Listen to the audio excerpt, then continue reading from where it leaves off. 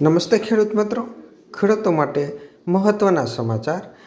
સૂત્રો પાસેથી માહિતી મળ્યા મુજબ ગુજરાત સરકારનો ખેડૂતો માટે માગણીને વાચા આપતો નિર્ણય કોઈપણ ખેડૂતને ટેકાના ભાવે તુવેરની વેચાણથી વંચિત ન રહી જાય તે માટે ખરીદીની સમય છે એ સમય મર્યાદા વધારીને આગામી 30 એપ્રિલ સુધી લંબાવાયું. એટલે કે સરકાર હવે જે તુવેર છે એ 30 એપ્રિલ સુધી ખરીદી કરશે.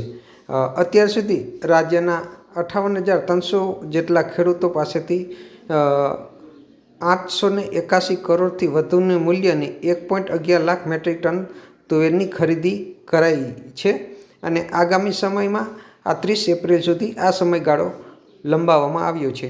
જ્યારે બીજી તરફ જે ચણાનું રજિસ્ટ્રેશન કરાવેલું છે તેમને ખેડૂતોને જે ઇમેજ જે સેટેલાઇટની ઇમેજ તેમની સાથે મળતી નથી એવા પણ મેસેજ મળી રહ્યા છે અને ખેડૂત પ્રશ્ન કરી રહ્યા છે કે ચણાની ખરીદી ક્યારે થશે.